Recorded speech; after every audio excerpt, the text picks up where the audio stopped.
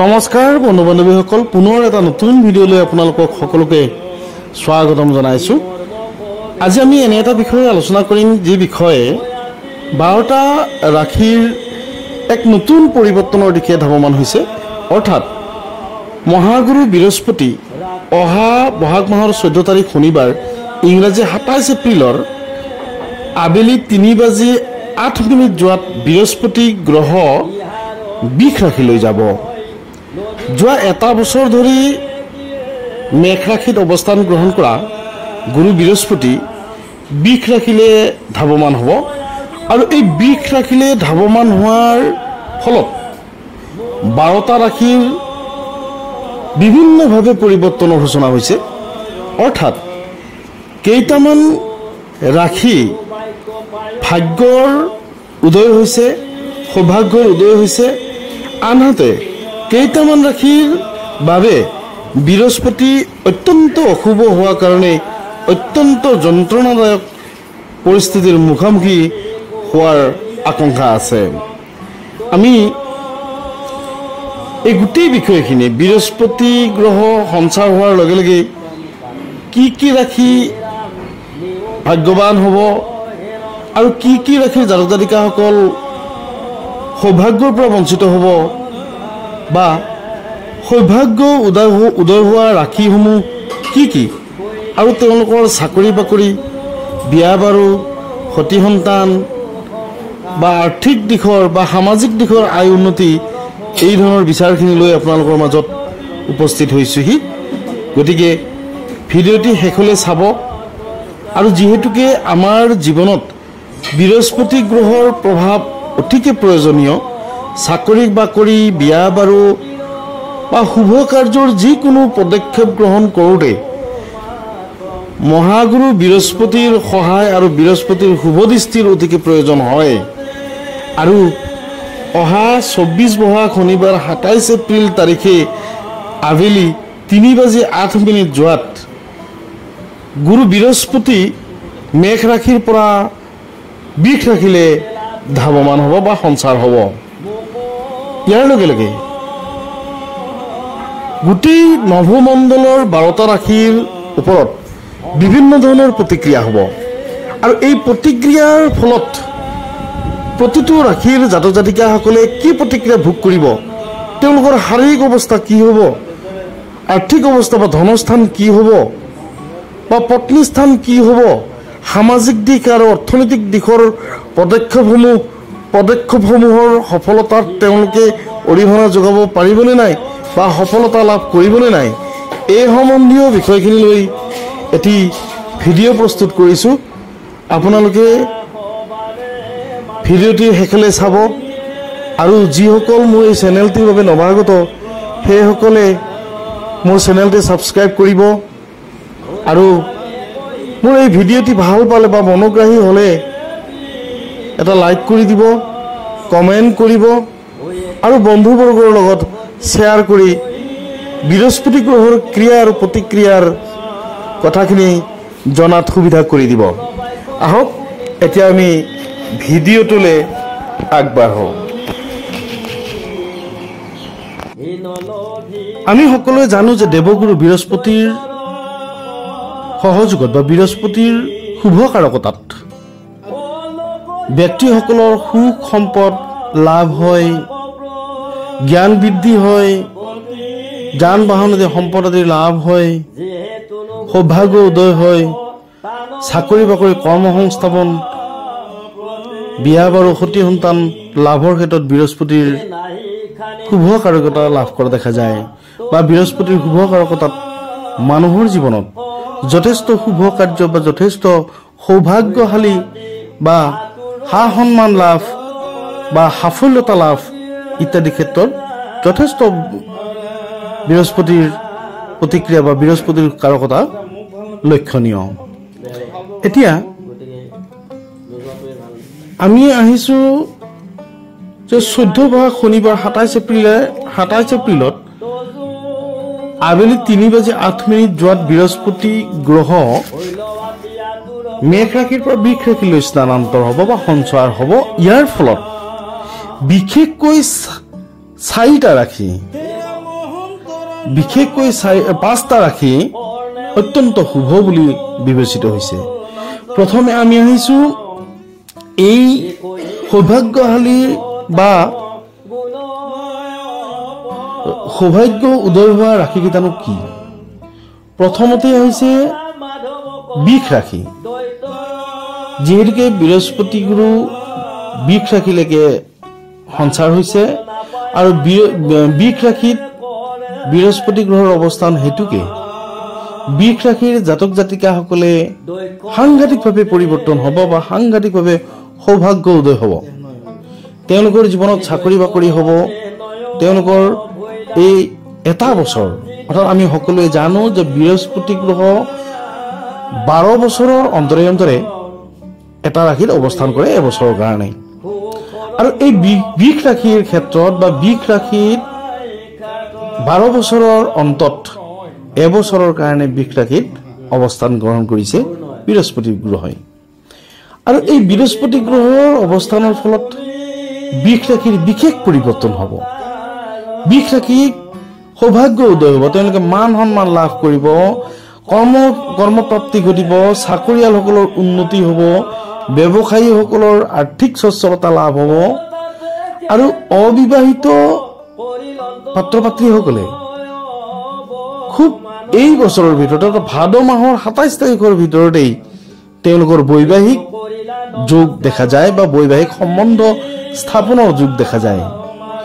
গতিকে বৃষ ৰাশিৰ অত্যন্ত সুন্দৰ বুলি ক'ব পাৰি এই সঞ্চাৰৰ যোগেদি। বৃষ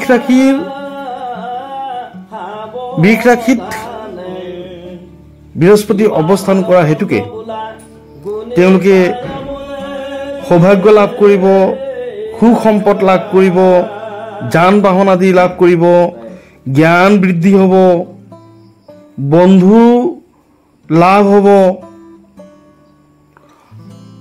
আৰু বিভিন্ন ক্ষেত্ৰত চৰকাৰী চাকৰি তেওঁলোকৰ লাভ হ'ব, পুৰণা বিবাদ মীমাংসা হ'ব, বিভিন্ন জটিলতা তেওঁলোকৰ দূৰ হ'ব আৰু কৰ্মত সফলতা লাভ কৰিব।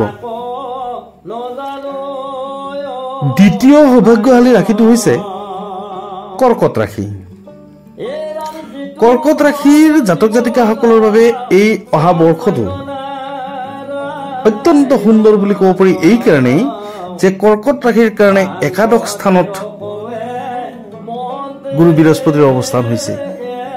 আৰু একাদশ স্থানটো হৈছে আয় স্থান, উপাৰ্জনৰ স্থান। গতিকে বৃহস্পতি গ্ৰহ যদি একাদশত অৱস্থান গ্ৰহণ কৰে তেতিয়াহ'লে সুসম্পদ আৰু সৌভাগ্য লাভ হয়, যান বাহন আদি লাভ হয়, সা সন্মান প্ৰাপ্তি হয়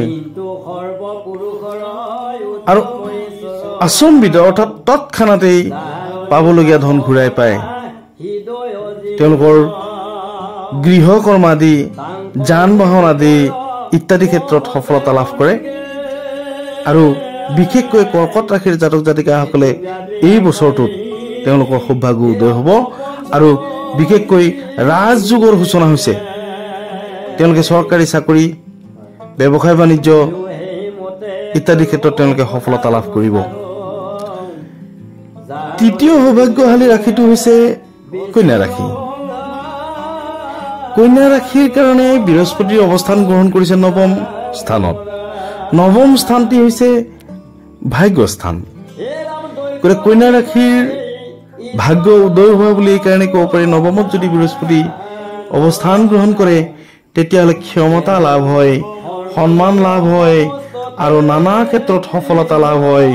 আৰু মাটি বাৰীৰ ক্ষেত্ৰত তেওঁলোকে ক্ৰয় কৰাৰ সম্ভাৱনা থাকে।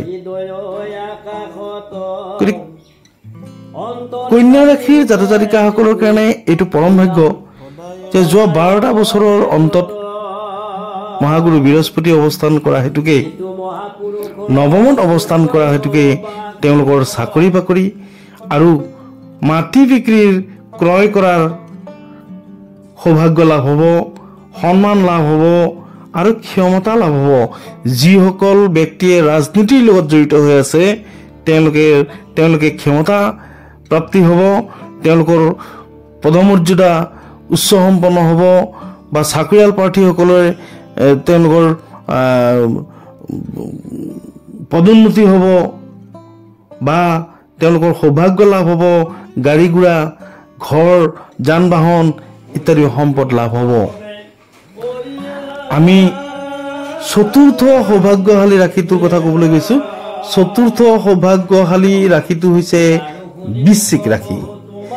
বৃশ্চিক ৰাশিৰ জাতক জাতিকাসকলৰ কাৰণে সপ্তম স্থানত গুৰু বৃহস্পতি অৱস্থান কৰা হেতুকে পূৰ্ণাংগ দৃষ্টি হৈছে বৃশ্চিক ৰাশিৰ ওপৰত। আৰু বৃশ্চিক ৰাশিৰ জাতক জাতিকাসকলে এই এটা বছৰ অৰ্থাৎ 12টা বছৰৰ অন্তত সপ্তমৰ পূৰ্ণ দৃষ্টিযুক্ত বৃহস্পতিয়ে তেওঁলোকৰ জীৱনত এই এটা বছৰত যথেষ্ট প্ৰতিক্ৰিয়াশীল বা যথেষ্ট পৰিৱৰ্তনশীল দিশত আগবঢ়াই নিব। আৰু সপ্তমত যদি বৃহস্পতি অৱস্থান গ্ৰহণ কৰে তেতিয়াহ'লে জ্ঞান বৃদ্ধি হ'ব, যান বাহন আদিৰ লাভ হ'ব, সম্পদ ক্ৰয় হ'ব, ক্ষমতা লাভ হ'ব, আত্মীয় স্বজনৰ পৰা তেওঁলোকে সুবিধা পাব, সন্মান পাব বা ল'ৰা ছোৱালীৰ সুখ্যাতি লাভ কৰিব। সপ্তম স্থানৰ ক্ষেত্ৰত পত্নী স্থানৰ ফালৰ পৰা যথেষ্ট আৰ্থিক বা সামাজিক বা সা সন্মানৰ ক্ষেত্ৰত হওক, জ্ঞান বৃদ্ধিৰ ক্ষেত্ৰতে হওক যথেষ্ট সহায় পাব পত্নী স্থানৰ পৰা। আৰু এই বৃশ্চিক ৰাশিৰ বাবে 12টা বছৰৰ পিছত এক নতুন পৰিক্ৰমা, এক নতুন সৌভাগ্যৰ দিশ এটা উন্মোচিত হৈছে। আমি পঞ্চম সৌভাগ্যশালী ৰাশিটোৰ কথা ক'বলৈ গৈছোঁ। পঞ্চম সৌভাগ্যশালী ৰাশিটো হৈছে মকৰ ৰাশি।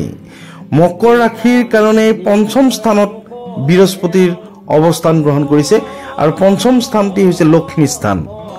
টকা পইচা উপাৰ্জন, সা সম্পত্তি, সুখ সম্ভোগ, সতি সন্তান, এই গোটেই বিষয়খিনি পঞ্চম স্থানৰ পৰা নিৰ্ণয় কৰা হয়। আৰু পঞ্চম স্থানত মকৰ ৰাশিৰ কাৰণেই বৃহস্পতি 12 বছৰৰ পিছত অৱস্থান গ্ৰহণ কৰি এক সৌভাগ্যশালী দিশৰ উন্মোচন কৰিছে।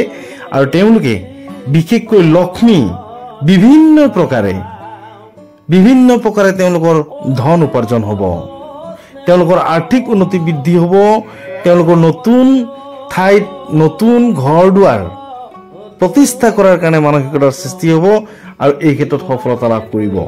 চাকৰি বাকৰিৰ ক্ষেত্ৰত তেওঁলোকৰ অত্যন্ত উত্তম, তেওঁলোকে চৰকাৰী চাকৰি ল'ব পাৰিব বা চৰকাৰী চাকৰি লাভ কৰিব আৰু য'তেই যায় ত'তেই সন্মানৰ অধিকাৰী হ'ব। বন্ধু বান্ধৱীসকল, এই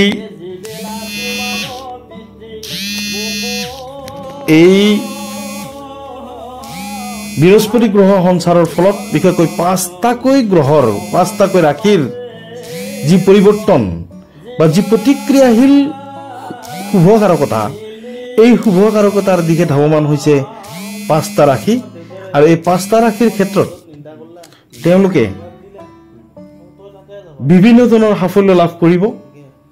আৰু বাকী ৰাশিসকল কিছু সমস্যাৰ পিনে ধাৱমান হ'ব, কিছু সমস্যাৰ দ্বাৰা আক্ৰান্ত হ'ব।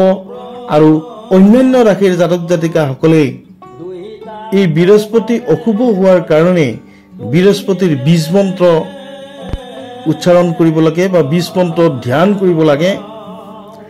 আৰু দেহত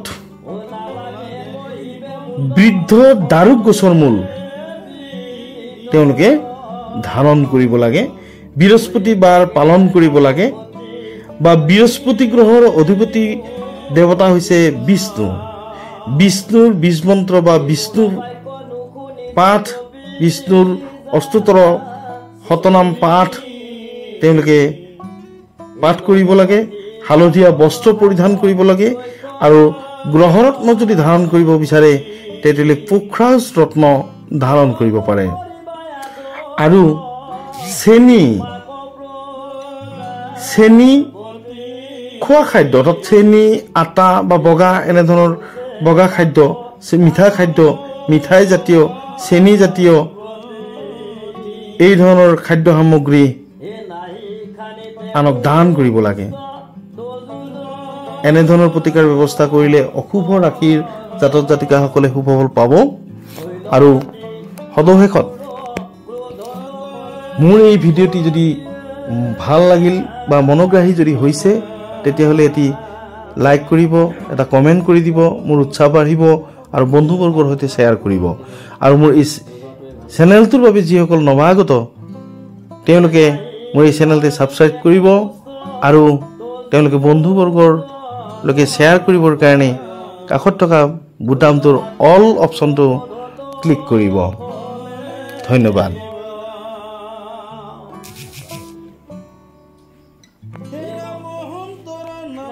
সৰশেষত প্ৰতিটো ৰাশিৰ জাতক জাতিকাসকলে অহা সম্পূৰ্ণ বৃহস্পতিৰ এই অহা বৰ্ষটি সকলোৰে শুভ আৰু মংগলময় হোৱাৰ কামনাৰে আজিলৈ সামৰণি মাৰিছোঁ। ধন্যবাদ।